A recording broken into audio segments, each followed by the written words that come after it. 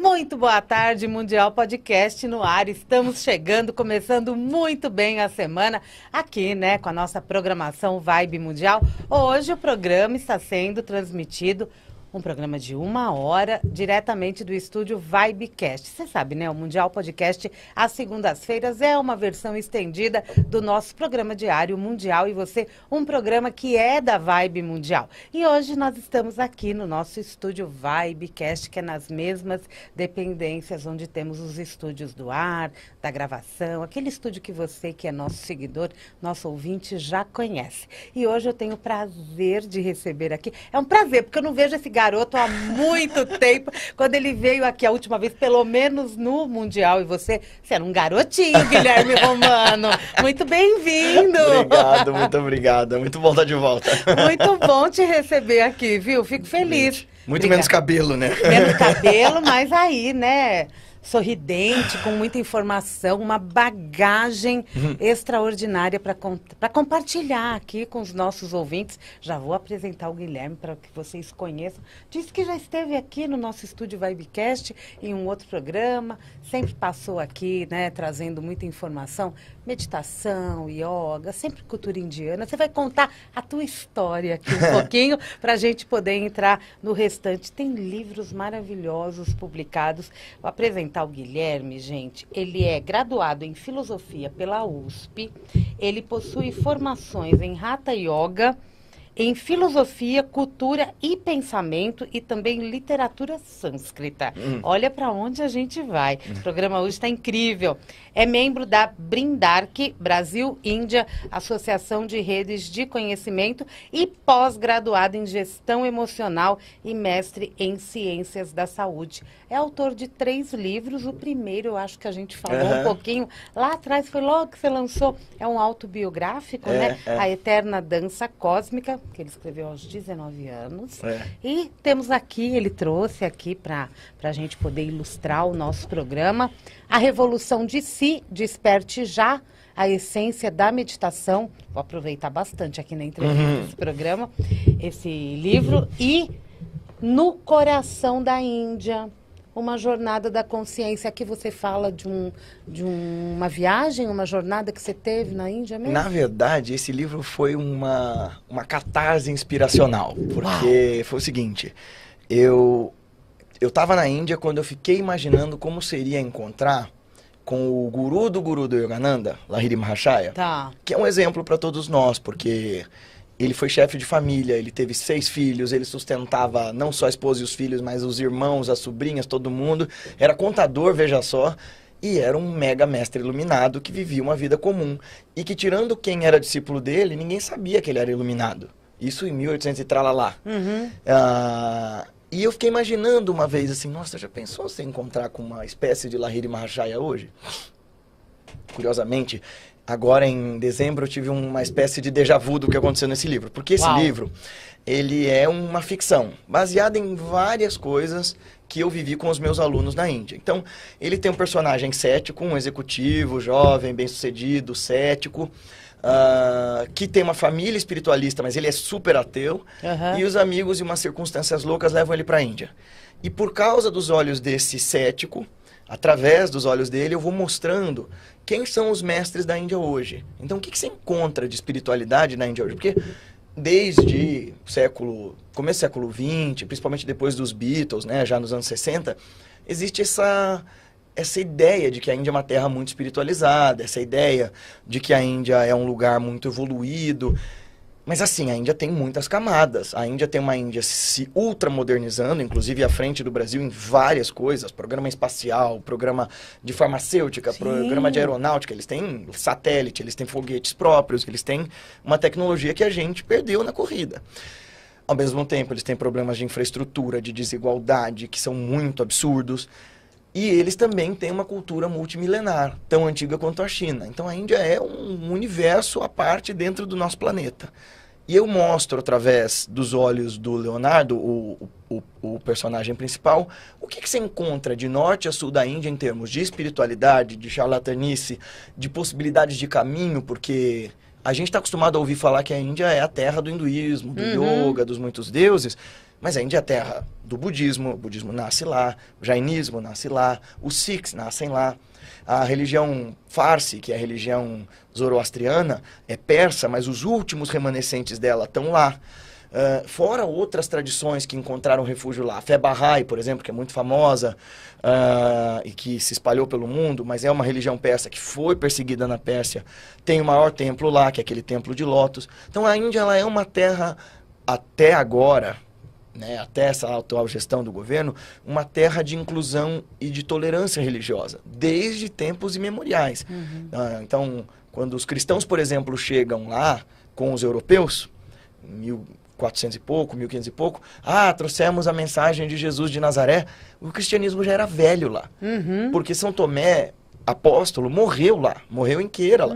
Kerala não, perdão, em Tamil Nadu, em hoje atual, antiga Madras, hoje Chennai.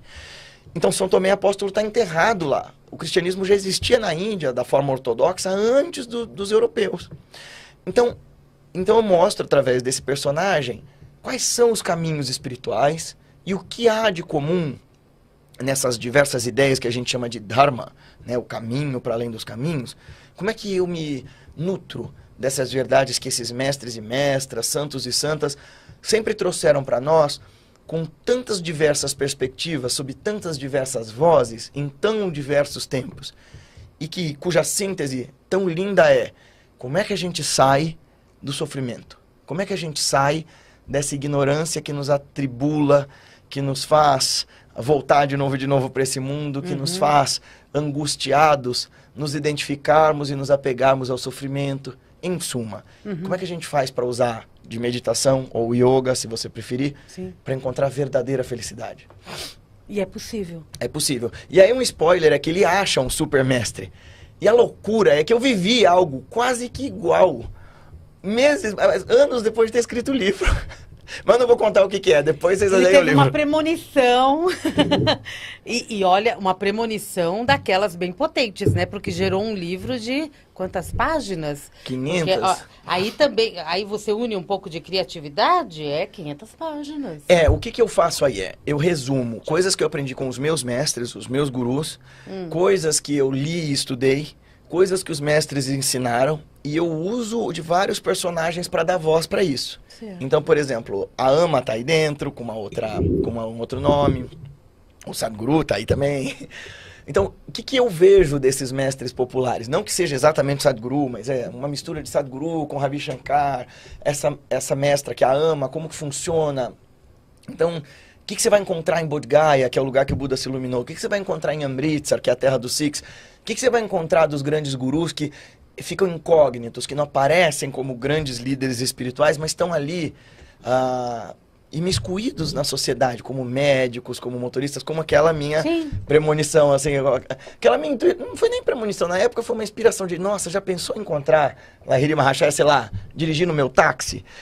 E o que aconteceu comigo agora em dezembro foi, eu conhecia esse famoso guru da Kriya Yoga, eu já sou discípulo da Kriya Yoga e de outras tradições, eu já tenho meu guru, mas o mestre que eu conheci agora em dezembro, que ratificou as crias e que me autorizou a transmitir a Kriya Yoga, né? Eu já tinha sido autorizado pelo meu mestre, mas eu fui 2 vezes autorizado como acharya agora, que é professor, seria guru, mas não como um guru iluminado, né? Como um transmissor do caminho. Esse cara parece muito com os mestres que eu descrevo e parece muito com o Yogiraj, parece com o Lahiri Maharaja. E ele é um médico. Quem não sabe que ele é um super guru, acha que ele é um médico que tem a clínica dele num bairrozinho muito afastado, assim, de Calcutá. Você idealizou e cocriou. Pois é, menina, pois é. Na verdade, a gente pode dar essas denominações. Pois é. Mas que maravilhoso isso. É. Agora me conta, você falou de guru e tal. Você sempre buscou um guru? Conta um pouco a tua questão de espiritualidade. Quando eu era espírita, não. Então... Você era espírita? Eu nasci no espiritismo, né? A época que você me conheceu foi a época que eu tava vivendo meu luto do espiritismo e entrando de cabeça num universalismo mais profundo. Porque eu nasci, fui criado dentro do espiritismo, lá na Casa Perseverança, né? Fui até na televisão quando eu era garotinho, eu tinha 13 anos, eu fui na televisão com a Dona Guilmar. Minha vida foi muito pautada por isso, né? Por fenômenos paranormais e tal. E aí, quando eu tinha 17 para 18 anos, eu conheci meu mestre, meu guru, quando eu tinha 14 para 15 anos. E eu não sabia o que era o guru, até porque o espiritismo tem um afastamento dessa ideia, né? Você tem mentor, você tem anjo da guarda, mas você não tem a imagem de uma pessoa que vai te ensinar um caminho, uma técnica para sair do sansara, né? Até porque o espiritismo considera reencarnar uma coisa super legal, né? A evolução e tal. Todas as outras doutrinas que falam de reencarnação diz, olha, reencarnar é uma encrenca, cara. Reencarnar é sinônimo de neurose. Você só volta pra cá se você tem coisas muito mal resolvidas, né? Diz que sim, né? Sim, você continua repetindo naquela ideia nietzschiana, né, do eterno retorno. Você continua fazendo de novo, de novo, de novo, de novo. Isso é sansara. Você vai voltando e repetindo padrões enquanto eles são inconscientes. O Jung fala disso, né? Não com a linguagem religiosa, mas ele diz, enquanto você não conhece o seu inconsciente, ele vai te governar e você vai chamar isso de destino. E aí você continua repetindo as neuroses e tal. Bom, eu estava no espiritismo, tive uma crise existencial, uma crise suicida com 17 para 18 anos. Fui em psiquiatra, neurologista, para saber se o que eu chamava de mediunidade não era esquizofrenia, não era algum tipo de mania. Você se questionava? Sim, eu fui fazer eletroencefalograma e ressonância magnética para saber se não tinha nada errado com o meu cérebro. E foi engraçado, eu dei um azar, menina, porque eu peguei o livrinho, na época era o livrinho do plano de saúde, isso foi em 2011. E fui atrás de um neurologista aqui perto, lá na Angélica. E ele era espírita. Eu passei, ele fez os exames em mim. Quando eu terminei, ele foi olhar os exames e fez assim, não tem nada no seu cérebro. Você já passou com um psiquiatra? Eu falei, não, preconceitos espíritas. Não, porque psiquiatra vai achar problema mesmo que eu não tenha. Gente, eu sou avesso a essa ideia hoje em dia, tá? Tratamento psiquiátrico é importante. É, só um exemplo. É só uma opinião de um garoto de 17 anos. Lá atrás. É bom frisar isso. Sim. Hoje eu sou neurocientista, eu não posso, inclusive, corroborar com essa ideia. Faço meu mestrado e agora meu doutorado num hospital. Imagina falar isso de psiquiatria. Já imaginou chegar lá? Mas, na época eu falei isso e ele falou assim... Eu sou espírita, sabia? Ai, meu Deus do céu, não é possível. Eu me sentia meio Don Corleone, sabe? Atraído. Quando eu tento sair, eles me puxam de volta. Tá te testando. Pois é, menina. E aí ele falou, você já pensou em procurar um centro? Eu falei, já. Eu tenho um centro, né? Porque eu já tinha, né? O meu próprio centro, quando eu saí do Perseverança e tal. Eu abri um centro com 16 anos. E era um centro espiritualista. No meio da minha crise, eu disse ao meu mestre que eu estava cansado de espírita, pastor, psicólogo, dizer que eu tinha que melhorar nisso ou naquilo, mas ninguém me ensina como, ninguém me dá método. Aí ele disse, ótimo, então agora este ano você vai para Bharat Mata, e lá eu vou te ensinar o que falta você aprender. E eu pensei, o que é Bharat Mata? Não sabia nada de sânscrito, não sabia nada de nada, assim, eu conhecia dos deuses, da mitologia e tal. E aí eu fui pra Índia, sem nunca ter saído do país. Pessoas que eu nunca tinha visto na vida apareceram 15 dias depois para me pagar a viagem. Eu não tinha recursos para sair do país, nada. Eu sabia falar inglês, só. Ia daquele jeito. E eu passei um mês na Índia, em julho de 2011, e eu fui virado do avesso. E lá o mestre me iniciou em cria. Quando eu voltei, eu estava decidido que eu queria fazer direito na universidade. Engraçado eu te recontar isso tudo, porque... Eu te contei isso em 2013, né? Quando eu tava com a Terra da Dança Cósmica, meu primeiro livro. Você tava cursando filosofia. E você vê, eu mudei muita coisa do que eu acreditava na época. Com certeza. Mas a minha história, ela continua, assim... Eu digo que meu mestre é a grande constância da minha vida. Apesar de eu questionar até mesmo os fenômenos pelos quais eu passo, até de uma forma exageradamente cética, é essa beleza de ter alguém verdadeiramente bom, que quer o seu bem e que te mostra um caminho, nossa, isso é muito transformador, assim. Pega na mão mesmo, né? E te dá um chute na bunda também, pra falar, acorda, cara. Te dá uma surra também, né? Dependendo do caso. Sim, sim. Bom, eu fui pra Índia e eu falei, não tem mais como eu fazer direito na faculdade, né? Inclusive, eu penso até hoje, assim... Em fazer direito? Não, se eu tivesse feito direito, eu teria ficado rico e tudo bem, teria vendido minha alma, mas a vida teria sido mais simples e confortável. Mas seria feliz? Não, eu sou muito feliz com as escolhas que eu me banquei fazendo. Não foram nem um pouco fáceis. Eu falo isso pra... Né, tendo um monte de alunos da minha idade que falam, quero fazer filosofia que nem você. Eu falo, olha... Não é simples. Eu abri um caminho muito heterodoxo, usando a filosofia como base, né? Eu já tinha ido para a Índia, eu já estava ensinando yoga. Eu fui lá para ter uma formação acadêmica. Mas a carreira de filósofo, especialmente no Brasil, ela é muito precária, né? Então, é bom a pessoa ter isso avisado. Ah, eu vejo o Guilherme, vejo o canal do YouTube dele e tal, quero... Não é simples. Mas aí, nesse ínterim, voltei, fiz a faculdade de filosofia, lancei meu primeiro livro, comecei a escrever, inclusive, o livro lá na Índia, nesse um mês que eu passei lá. Quase todo o livro eu escrevi em 2011. Eu tinha 18 anos recém-feitos. Aí eu lancei esse livro em 2012, em agosto, na Bienal do Livro. E aí, em 2013, a gente veio aqui e tal. E durante esse período, nossa, muita coisa eu fui tentando fazer, né? Desde consistir na minha formação como filósofo em palestrante corporativo, professor de meditação e yoga, estudei muita meditação. Nesse processo foi... Lembra, a Monja Coen teve um programa aqui na rádio. Continua? Pois então, na época, quem falou da Monja pra Miriam fui eu. Eu frequentava muito a Monja Coen nessa época. Era um dos lugares que eu tinha como refúgio para mim. Eu tinha um centro, eu dirigia meu próprio trabalho, mas ela era um dos oásis que eu tinha. Eu aprendi muito com ela e com o Zazen. Bacana. E eu lembro da Miriam, a gente estava ela e a Marcinha conversando, e ela falando, precisávamos de alguém para comunicar alguma coisa positiva para as pessoas. Eu falei, eu só conheço uma pessoa que eu posso indicar com certeza, a Monja Coen. Ela, mas você acha que ela quereria? Eu falei, deixa eu falar com ela e te falo. Eu ia toda terça lá. Eu comentei isso com ela. E ela veio, né, na época com o Otávio Leal e tal, porque eu tinha falado pra Miriam. Ela durante um tempo falava, você que me arrumou essa história e tal. Depois eu parei de ir lá, nunca mais consegui. Mas eu continuo sendo muito grato Era muito diferente, né? Tanto o meu trabalho quanto o dela. Na época, o trabalho dela ia, sei lá, 30 pessoas numa palestra. Pois é. E ela ia fundo na filosofia zen. Era muito diferente do que é hoje, né? Nesse processo eu me formei na filosofia. A Brindac, que você falou, acho que nem tem mais, mas ela era uma rede de indólogos, né, especializados em filosofia, literatura e cultura indiana das mais diversas. E eu fui estudar na Associação Palas Athena, que traz o Dalai Lama para o Brasil. Eu fiz minha formação de yoga com o professor Marcos Rojo. E eu virei voluntário e depois professor na Palas, né? Professor de filosofia indiana, professor de um monte de coisas. Fiz meus estudos no Instituto Paulista de Sânscrito, fiz meus estudos lá na Índia com o Vagishastri e na Vivekananda Ramakrishna University. E nesse processo todo fiz uma pós-graduação no programa Cultivando Equilíbrio Emocional com a doutora Elisa Cosassa, que é hoje uma das mais importantes cientistas falando de meditação e bem-estar no Brasil. É professora na Palas também. Ela é fellow do Mind and Life Institute, né, que é o principal instituto pesquisando o cérebro e meditação no mundo. E ela, quando eu fiz a pós-graduação com ela, a gente acabou se tornando muito amigos.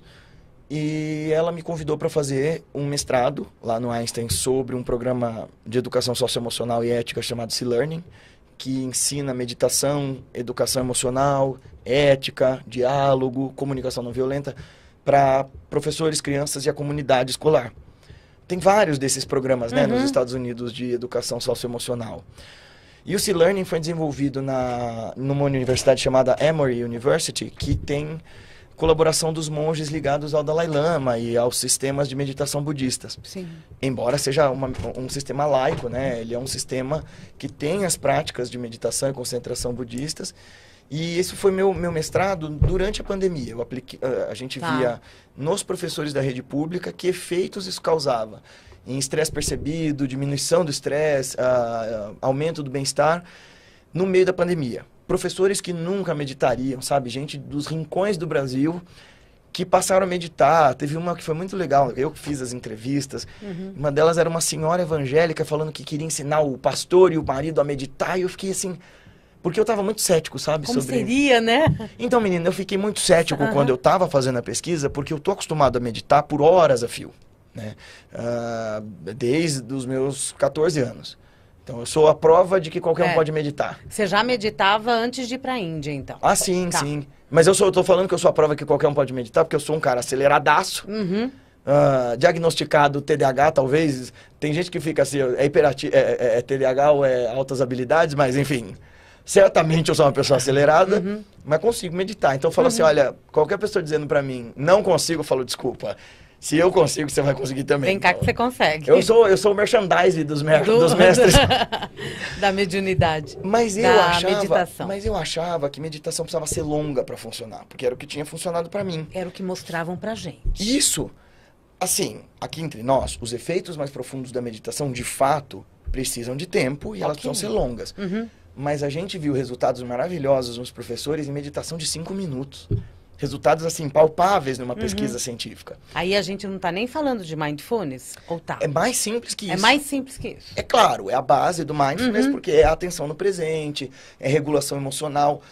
O Jung, por exemplo, chamaria isso de exercícios de imaginação ativa e relaxamento. Tá bom. Eu nem diria que seria estados meditativos. São 5 minutos de controle de respiração. Hoje em dia fala-se muito de breathwork, por exemplo, né? Então são essas coisas. E que funcionam. E o meu doutorado é a continuidade desse trabalho agora nas crianças, né? Então pesquisei com os professores e depois a gente coletou em 2023 as pesquisas com as crianças. No meio disso tudo, eu ao mesmo tempo virei um yogi com mais profundidade, porque fui várias vezes para a Índia para estudar com os mestres, além de levar os grupos para estudar nos lugares.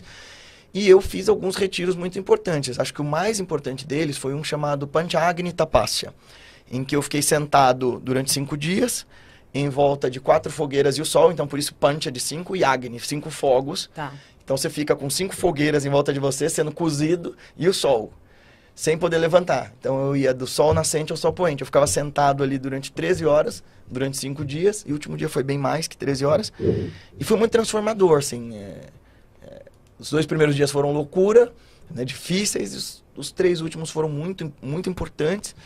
E daí, então, eu aprofundei mais nas práticas, né? E desde então fui várias vezes para a Índia, tive várias experiências muito sagradas com os mestres e com a própria consciência.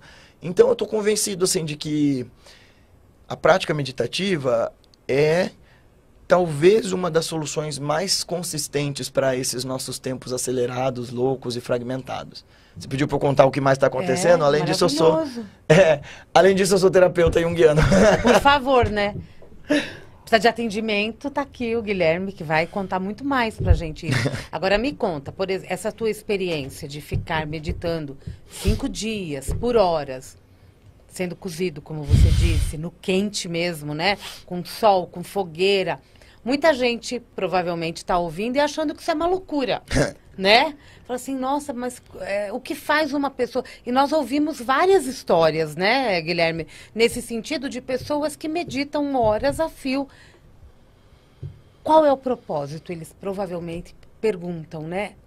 Qual é o propósito de fazer isso? O que faz uma pessoa meditar por tanto tempo? Eu gostaria de uma resposta tua. Vamos lá.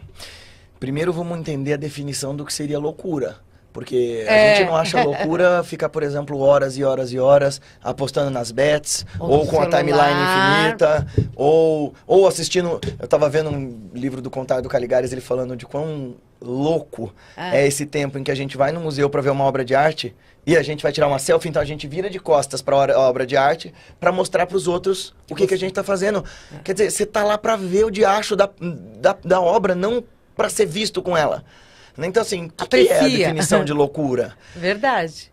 Eu diria assim, ninguém também acha loucura hoje, depois de todos os estudos, que ficar fazendo esse tipo de movimento numa academia, faça bem. Ninguém acha mais loucura. Mas se antigamente a gente falasse, olha, minha atividade é ficar fazendo isso aqui, isso aqui, isso aqui, você vai falar, ixi, essa pessoa tá doida. Só que essas coisas tonificam o corpo de modo a dar saúde, de modo a dar desenvoltura, de modo a desenvolver autocontrole, propriocepção e interocepção. Para que a gente fica tantas horas meditando? Ora, para descobrir esse tesouro oculto, esse paraíso portátil dentro de nós, em que quando a gente fica absolutamente quieto e observa as coisas tais quais elas são e não como a gente gostaria que elas fossem, a gente consegue se perceber no espelho oculto da nossa própria consciência. Ou em outras palavras, a gente medita tantas e tantas horas para conseguir olhar muito profundamente e saber a mais importante resposta para a mais importante de todas as perguntas. Quem sou eu? Então eu vou meditar para encontrar essa realidade divina inesgotável que as tradições vão chamar de natureza Buda, de Brahman, de Atman, de si mesmo, de self, de alma, de Deus, de Allah. De tantos. Né? É achar esse sagrado dentro, né? E esse sagrado, ele existe e muita gente está fugindo dele. Sem Mas dúvida. Também tem muita gente se aproximando dele. As pessoas fogem dele porque ele implica em morrer antes de morrer. Esse é o rolê de qualquer caminho espiritual verdadeiro. Ele vai matar o seu eu do ontem. Não tem como você passar por um caminho espiritual sem sofrer uma profunda transformação. Parece um pouquinho... O Tolkien era muito sensível na escrita, né? Então, nos filmes lá do Hobbit tem uma fala... Não, um filme muito legal quanto O Senhor dos Anéis, mas tem uma fala assim que... O Bilbo pergunta assim pra ele, escuta, mas se eu for nessa aventura, você promete me trazer de volta pra casa? Ele fala, não posso te prometer isso. E olha, se você voltar, você não vai mais ser a mesma pessoa. Essa é a promessa de qualquer mestre espiritual. Olha, eu não tenho como te garantir onde a gente vai parar com isso. Eu te digo que você vai chegar no lugar onde não existe mais sofrimento. Mas não é exatamente você que vai pra lá. Porque você vai viver aquilo que eu chamo de revolução de si. Você vai fazer toda uma volta estelar em si mesmo para chegar no seu lugar. Você vai viver uma demolição do antigo sistema, do antigo regime que habitava na sua consciência, os seus antigos pensamentos, certezas, ideias, para que um novo eu nasça. Então, quando os mestres falam que é necessário nascer de novo, é necessário morrer antes de morrer, só sabe do amor quem é cozido por esse amor, né? O Mevlana Rumi fala isso, né? Que primeiro eu era cru, depois me incendiaram, eu fui cozido, eu me tostei, me queimei, até que só restou o aroma de Deus em mim. Então quer dizer, é isso, eu vou ser aniquilado para ser capaz de Deus. E estamos em busca e muitas vezes não sabemos do quê. Isso é uma coisa muito importante dos caminhos, sabe? Porque eles vão dizer que no fim do dia, todos esses muitos desejos que a gente tem, por roupa, por nome, por fama, por sexo, por viagem, são só contrações dessa grande vontade, essa grande falta que a gente tem. E essa grande falta é por si mesmo, é por Deus, é por existência completa.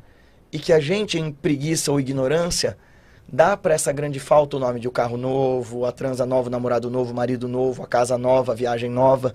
E que de gosto em gosto que a gente vai cumprindo, nós temos uma encruzilhada. Ou a gente descobre que essas pequenas felicidades têm o seu lugar de ser na vida e na felicidade hedônica, e a gente entende que elas são pistas de uma felicidade muito maior e mais consistente, ou a gente se vicia nelas e vai querendo cada vez mais, cada vez mais, cada vez mais, aí o carro novo não basta, eu preciso de 10 carros, e aí a namorada nova não basta, eu preciso de outras 3. Então, também a espiritualidade ensina pra gente sobre suficiência, aquilo que basta e que é realmente importante. E é praticamente o que a gente estava falando um pouco antes, Sem né? dúvida. Do acelerado, Sem né? dúvida. Esse mundo acelerado que você quer, e fica na tela e acha que a tela vai sucumbir, vai pagar suas contas, na verdade. Sendo que a gente tem a matéria, sobrevivência, não é? Temos as nossas emoções, somos um ser integrativo, né? Agora, mais do que nunca, a gente tem mais provas e provas a respeito disso. E nós temos ferramentas como uma meditação, como a yoga, que colaboram com a gente. Sem dúvida. Quando a gente fala da yoga e da meditação, elas estão totalmente relacionadas? Absolutamente sim. Veja, para mim, yoga é meditação. Ela já é a meditação. Os textos originais do yoga vão dizer exclusiva e explicitamente que tudo o que se faz no yoga é meditação, dinâmica ou estática, com movimento ou parado. Então, por exemplo, o que a gente costuma chamar de yoga é uma célula dessa enorme ciência e filosofia que a gente chama de yoga. Isso que a gente faz nas academias ou nos estúdios de yoga é Hatha Yoga. Hatha é a via do corpo, é a via violenta que os yogis falam. Violenta porque quando isso foi composto, não eram asanas para você fazer naquele flow lá no seu matzinho de yoga. Você ia ficar dias, às vezes, naquela postura. Pelo menos horas naquela postura. E não é só fazer aquilo como um alongamento ou uma postura de equilíbrio.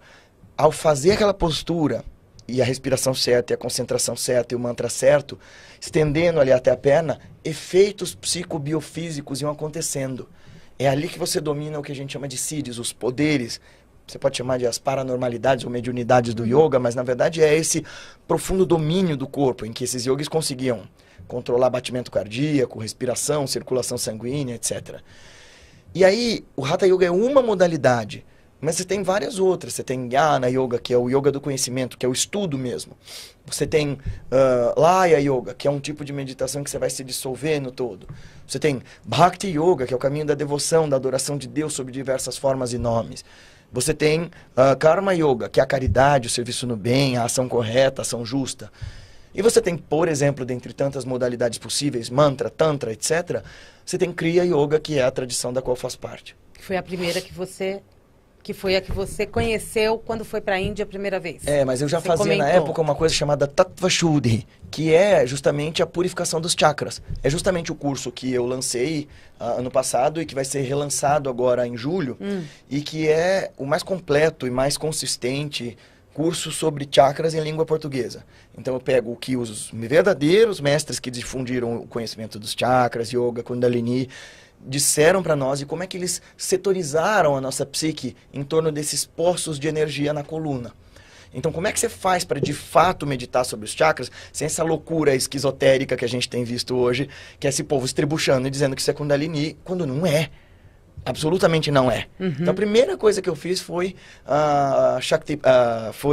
Tattva Shuddhi, que é essa purificação das estações da consciência através dos chakras. E aí, 4 anos depois, Guruji me deu a Kriya Yoga, que é uma forma também de purificação do sistema interno, muito mais simples e muito mais elegante, muito mais potente, e que é a meditação que o Yogananda trouxe para o Ocidente, né? Que é a meditação. É a Kriya. Interessante, né? Quanto tipo de yoga. E a gente ouve até as academias, né? Falando de uma ou de outra. Tem o Raja Yoga. O Raja Yoga, inclusive, a gente chama assim, que é o caminho meditativo mesmo. É o que tem como o Yoga Sutra de Patanjali, que é um texto muito importante de 2.600 anos atrás, e que sintetiza a forma de se iluminar através da meditação. Nesse texto, ele resume para nós o que de fato é yoga. Então ele diz assim: Yogas chitta vritti nirodha tadadrashtu swarupe vasthanam vritti sarupe mitaratraha. É isso? Atha yoga anushasanam yogas chitta vritti nirodha tadadrashtu swarupe vasthanam vritti sarupe mitaratraha. Esses 4 sutras explicam para nós o que é yoga, você entendeu? Não precisa. Né? E sabe o que ele diz? Que olha que bonito. Não precisa. Não é? Por quê? Só a sonoridade já tem uma... Você entendeu. Uma reação. De quê? Celular, corporal. Tem uma vibração. Sim. E ela te leva para qual emoção? Vamos ver. Olha lá, tá agora me terapeutizando. De plenitude. Beleza. Sabe por quê? Por quê? O que ele diz nesse texto é assim: Atha yoga anushasanam, agora eu vou te instruir sobre a ciência do yoga. É um texto que não desperdiça palavras, e o nome dele é Yoga Sutra. Por que ele vai enunciar para você? Eu vou te dar aula de yoga, vou te ensinar o yoga. Você poderia falar pro Patanjali, mas é que ele está dizendo assim: olha, você que chegou aqui, se coloca disponível, porque eu vou te mandar a real sobre o segredo da existência. Ele diz logo de cara: yoga... Yoga é de uma palavra muito antiga, de uma raiz chamada yurd, que é união. É união como se fosse o antolho que segura o cavalo, sabe? Então, união do ser consigo, união do ser com Deus, união do ser com todo, união do ser com os seres. A palavra yoga significa união. Essa união perfeita, esse encontrar-se. Então ele diz assim: esta união perfeita é a cessação dos processos da consciência ativa. Ou, numa outra tradução, yoga é a aquietação ou a supressão dos movimentos da mente. Não é parar de pensar. Sim. É fazer mais ou menos aquilo que a gente vê nos evangelhos, né? Jesus olha para a tempestade e diz: acalma-te, cala-te, a tempestade cessa. Essa é uma passagem que nos ensina sobre yoga. Por quê? Não sei se vocês lembram da passagem. Jesus fala que quer atravessar o Mar da Galileia. E eu não sei se vocês sabem, mas o Mar da Galileia é uma lagoa, então não podia ter tempestade lá. Então essa história é uma metáfora para contar sobre um evento da consciência. Então, ele entra no Mar da Galileia com os discípulos e ele pega no sono. E os discípulos, todos eles, sabem navegar. Boa parte deles, Pedro, o irmão dele, todos eles eram pescadores, então eles sabiam navegar um barco. Mas então vem uma tempestade e ameaça derrubar o barquinho. E o barco vai para cima e para baixo. E aqueles caras que sabiam tão bem se governar no mar, agora não sabem mais. Se estende vela, se recolhe vela, se estende remo, se recolhe remo. Até que um deles lembra que Jesus está dormindo no cantinho do barco. E fala: Rebe, mestre, nos salve. E aí ele olha para a tempestade e diz: acalma-te, cala-te. E isso é yoga. Por quê? O barquinho somos nós no mar da vida. Os discípulos são as nossas várias faculdades mentais. Nossa inteligência, nossa memória, nossos sentimentos, emoções, sensações. Todos eles são muito bons em tomar decisões quando está tudo bem. Mas quando as tempestades que nós mesmos criamos se abatem, a gente esquece. Esquece, inclusive, que deitado e dormindo ali no nosso barco interno, tem a consciência crística, tem essa consciência luminosa, que é justamente o que o Patanjali fala. Quando você aquieta essa tempestade, a testemunha, isto é, o percipiente, o sujeito, aquele que medita, é capaz de se ver em sua real natureza. Aquele que vê, reconhece-se em sua natureza própria.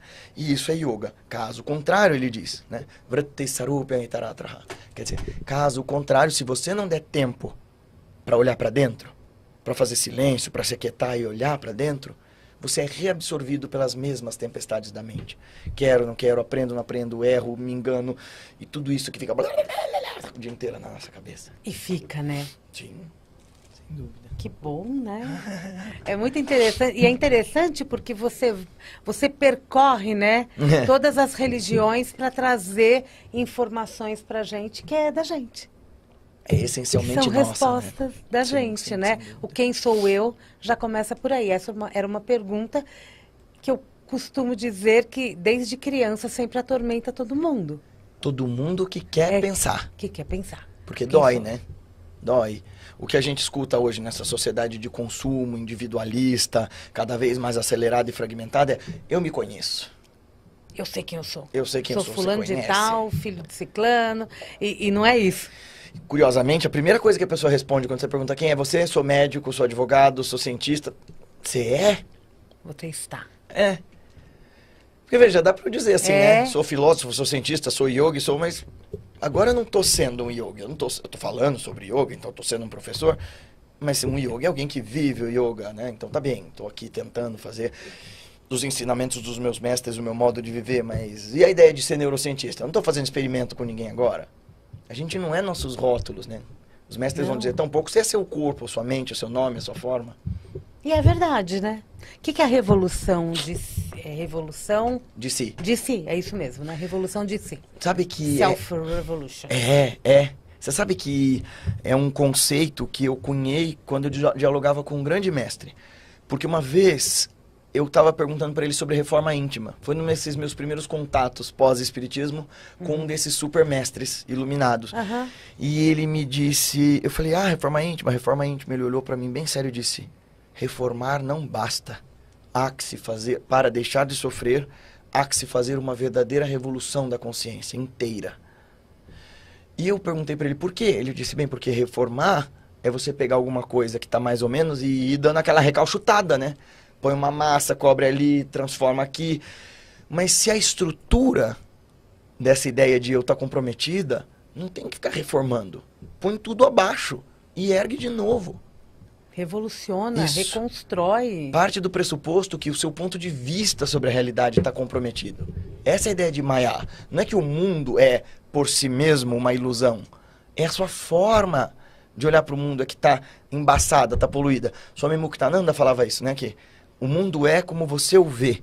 Portanto, talvez seja a hora de trocar a prescrição das lentes com as quais você escolhe enxergar o mundo que você vê.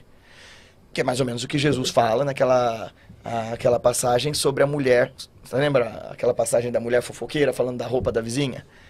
Todos os dias ela olhava pela janela a roupa da vizinha. Essa passagem é bem famosa no Espiritismo, mas eu não acho que esteja na Bíblia, porque na Antiguidade uma pessoa ter janela com vidro era coisa de rico. Então, todo dia ela... Acho que é uma passagem do Chico e do Emmanuel. Todos os dias ela olhava para a janela e falava da roupa da vizinha. Olha lá que coisa horrorosa, marido. Olha essa vizinha que porca, ela não lava as roupas direito. Olha só que imundícia, como ela tem coragem de estender as roupas assim. Um dia o marido fica de saco cheio, pega um lencinho, limpa a janela e fala: olha lá a roupa que você estava vendo. E a roupa estava limpa, era a janela dela que estava suja. É uma história meio sexista, né? Porque a mulher fofoqueira e tal. Vamos trocar, inclusive. Mas tudo bem. Mas faz sentido, né? A gente entende. Se a gente quer colocar, inclusive, sob o ponto de vista junguiano, a mulher sendo a mente emocional e o homem sendo a mente racional, gente, pelo amor de Deus, não é juízo de valor, é só metáfora. Uhum. Então, você entende isso, que são as instâncias. Você tem o fofoqueiro e a fofoqueira, você tem o racional e a racional dentro de você. Nós temos esses universos em nós. Os dois, se tem. Aliás, você sabe que essa é uma coisa legal que a gente aprende sobre nós com o caminho da meditação, que é masculino e feminino nos caminhos espirituais não tem a ver com genitália nem com orientação sexual. Tem a ver com as polaridades do espírito que habitam em todos nós. Homem e mulher, o Deus e a Deus habitando em todos os seres em igual medida. E revolução de si... Energia, né? É isso. Somos os dois. É isso. E revolução de si é isso, é você dar vazão àquilo que o Jung fala, que é tão bonito, que ele diz assim, é bem possível que nós estejamos olhando o mundo pelo lado errado e que as respostas que tanto queremos e procuramos deveriam ser procuradas pelo lado certo, a saber, o lado de dentro. Meditação é isso. Eu paro de jogar essa energia para fora e fragmentar a minha mente e passo a jogar ela para dentro. Uma das coisas que meu mestre mais me falou e que está contido aqui, tem um capítulo inteiro sobre isso, é: onde quer que a atenção e a intenção estejam divididas, haverá sofrimento. Pensa nisso. Isso é uma máxima, não é uma frase que de vez em quando funciona, de vez em quando não. Sempre que a nossa atenção, ou seja, o foco da nossa consciência, e o nosso querer, o que a gente quer fazer com esse foco, estiverem rachados, fragmentados, vai haver ansiedade, vai haver sofrimento, vai haver aflição. Eu não sei se eu caso ou compro uma bicicleta, eu não sei se eu vou dar entrevista na rádio ou vou tomar um sorvete. Toda vez que há essa dúvida, isso causa sofrimento. Acabar com essa angústia, trazer um foco para um silêncio e para uma inteligência que advém do agora. Isso é meditação. E o mundo vive esse momento. 99%. O tempo inteiro, e é muito interessante para nós, não é? Porque nós somos consumidores reféns disso. Quanto mais ansioso eu tô, mais coisas eu quero comprar para aplacar essa minha angústia. Então eu preciso comprar mais coisas, eu preciso viajar mais, eu preciso ver mais fotos, eu tenho que reagir a fotos dos outros. Eu vivo, inclusive, por uma demência chamada comparação e competição. Uhum. Eu fico mostrando na vitrine virtual uma vida que nem existe. Por mais ocupados que sejamos. Aliás, isso acaba acontecendo. Aliás, isso é doentio, né? A gente ter essa mania de achar que é chique dizer que a gente é ocupado. É. A gente acha que não ter espaço para descansar é chique. Então você diz, mas e aí como tá a sua semana? Ih, menino, olha, melhor a gente ver depois, porque a gente precisa de espaços de silêncio, espaços de quietude e vazio. Senão o que a gente tem é só tumulto, barulho e aflição. E isso acontece muito constantemente. Com quase todo mundo. Na verdade, é se colocar na agenda e colocar o silêncio na agenda. Se respeitar. Você sabe que eu fui fazer as minhas formações como terapeuta, tanto junguiano como da terapia das emoções, do programa Cultivando Equilíbrio Emocional, porque eu mesmo fui fazer terapia na época da morte da minha avó, em 2017, e aquilo me fez um bem danado. E eu acho que, assim, busca espiritual tem o seu lugar de ser, mas ela não pode sair na frente de uma autoajuda, de uma ajuda também terapêutica, de um desenvolvimento, de um equilíbrio emocional básico, feito na terapia, feito no convívio com outras pessoas. Sem você estruturar seu caráter, sem você estruturar o mesmo ego, porque ego no yoga e ego no Jung e no Freud são coisas diferentes. Então, sem você estruturar esse ego, essa pessoa que vai lidar com o mundo, sem você curar essa pessoa ferida por tantos traumas e neuroses, não dá para você procurar espiritualidade, porque a espiritualidade vai virar escapismo, vai virar delírio, vai virar consumismo também. E precisa tomar sempre cuidado, né? Porque normalmente é isso que acontece. Até, de repente, passar por um sofrimento, porque dói, para tentar emergir, né? Mas aí que tá. A meditação ajuda. Sem dúvida. E a meditação ajuda a fazer uma outra coisa, é criar disponibilidade para aprender. É você estar aberto para que coisas boas e ruins te ensinem. Porque meu mestre fala isso, né? Muito do porquê vocês não sabem lidar com suas dores e tristezas é porque tão pouco sabem lidar com suas alegrias. Então, quando a gente tem uma alegria, a gente fica aflito pensando quando que ela vai acabar, como é que eu faço para produzir mais dessa alegria, como é que eu estico ela, será que alguém está botando um mal olhado na minha alegria? Será que alguém está olhando e pensando errado da minha alegria? Ao invés de eu só vivê-la. E aí isso vai gerando uma ansiedade que quando essa alegria passa, eu nem percebi ela passar, eu não vivi ela. Então... Isso também é doentio. Claro. Vive, inclusive, em torno desse nosso delírio maluco de querer projetar a nossa consciência ou para o futuro ou para o passado. E nunca estar no aqui e agora. Precisamos sair dessa... Fricção. Gostei da palavra. Muito bom. Quando a gente fala, né? Tá falando de yoga, tá falando de meditação, você trouxe nomes de vários mestres. Aí a gente entra muito nas questões das tradições, né? As tradições hindus, por exemplo, elas são muito profundas, né? Mas você mesmo disse que num delírio, não sei, não é delírio, né? Eu usei a palavra premonição, né? E você usou Não, eu intuição, tive uma intuição mesmo. né? Foi assim, reviveu tudo isso. Quando a gente fala de outras religiões ou de outras filosofias, o sufismo, por exemplo. Veja, eu tenho paixão profunda, falei do Rumi, né? Eu tenho um poema do Rumi tatuado Rumi é o aqui. maior representante do sufismo. Ele e o Ibn Arabi. Ibn Arabi. Ibn Arabi é chamado de Al-Shara al-Akbar. É o maior dos mestres, né? Ibn Arabi é filho de árabe. Isso, exatamente. Então, Ibn Arabi, você tem ascendência árabe? Sou libanês, né? Filha de libanês. Então, o Ibn Arabi, que é esse maior mestre... Que lindo, aqui gente. tem um poema do Rumi, que está em persa, escrito... desperta, desperta, a brisa da manhã tem segredos a lhe contar, não volte a dormir. Lindo isso. O poema completo é muito maravilhoso, ele é um chamado a nós mantermos a vigília, a atenção, o que a meditação traz. É isso. Que ela diz assim, desperta, desperta, a brisa da manhã tem segredos a lhe contar, não volte a dormir. Você deve se perguntar qual é o real desejo do seu coração, não volte a dormir. As pessoas vão e vêm através da soleira da porta onde os dois mundos se tocam. Você deve atravessar, a porta é larga, redonda e está aberta diante de você. Você deve atravessá-la, não volte a dormir. Que lindo isso. O povo está amando a entrevista. Que bom. Isso eu fico feliz. Obrigada, viu, pessoal? A Silvia Francisco, a Luciana, Vini, turma toda aqui. E quando a gente fala do sufismo, a gente fica até emocionando, né? Você sabe de cor, né, Guilherme? Eu sei. Não é só uma facilidade, né? É uma entrega. Menina, eu acho que é um pouco... É uma rendição, é um amor pelo caminho dos mestres. Que é que você me fala assim... Eu tenho um interesse diante de todas as religiões possíveis, que é a mística dentro delas. O que é a mística? A mística não é cristal no shopping, não é o horóscopo da forma banal como a gente vende. Mística, que vem do grego, que é mystikos, né, que é de olhos fechados, com sentidos fechados, é o caminho secreto dentro de cada religião. É a via do espírito, é a via da introvisão, da interiorização. Meu mestre costuma dizer assim que todas as religiões, dentro delas existem a religião dos sábios e dos idiotas. Ele coloca dessa forma. A religião dos idiotas é a religião externa, a religião centrífuga, a religião dos doutores da lei que querem mandar nos outros segundo suas crenças e seus costumes. Por uma razão bem simples. Esses ignorantes não acreditam no fundo naquilo que eles pregam. Eles precisam converter as multidões porque, no fundo, eles morrem de medo do inferno, eles morrem de medo de não haver Deus, eles morrem de medo de que essas certezas que eles arrotam para todos não forem verdades. Então, eu preciso me assegurar nos outros. Agora, a religião dos sábios é aquela senhorinha que faz a novena dela todos os dias em casa. Ela é profundamente mística, ela não precisa ser nem benzedeira.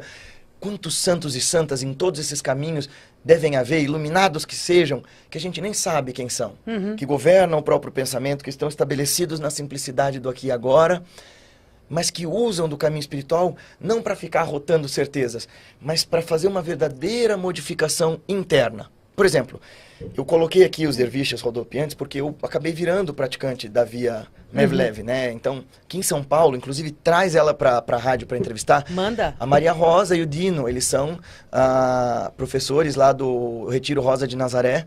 Eles são o único lugar na América Latina inteira que ensina o giro sufi de verdade, com a tradição Mevlev. E, nossa, eu tive a minha experiência, tirando as experiências que eu tive com os meus gurus, a minha experiência mais íntima com Deus foi fazendo o giro sufi.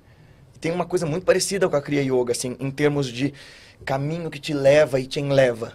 Teve uma coisa, assim, muito... Eu não contei isso ainda em entrevista pra ninguém, mas eu tive uma experiência muito íntima com Deus ali que me tocou de uma forma inexorável, assim. Eu não tenho mais dúvida de que haja algo sublime maior do que eu. Com aquele rodopiar. O negócio Tem é que... um nome, né? Chama Sema. Sema. É muito legal. E o Sema é muito legal para quem fala, eu não consigo meditar. Porque é uma meditação super dinâmica, que você tem que ter controle da respiração, da cabeça, do giro, da velocidade, do foco para não bater em ninguém, para não cair, para tudo. O passo é super complexo.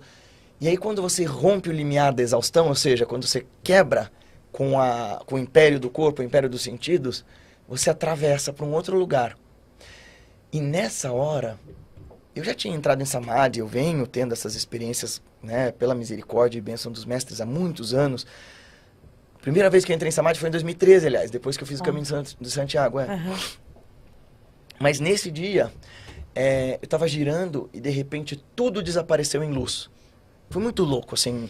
Gente, eu tô acostumado, você lembra na nossa entrevista de ver, de sair... Te acompanhando, né? Mas nesse dia tudo desapareceu em luz. Tava tocando uma música linda do Omar Farouk, chamando Deus de Habib, né? Amado. E nessa hora tudo desapareceu em luz e uma voz que vinha de todos os lugares falou assim: agora você gira só pra mim. Só estamos eu e você aqui. É um encontro. Menina, eu não sou uma pessoa emotiva, eu não sou uma pessoa crente, eu sou um cientista cético. Mas ali isso derreteu.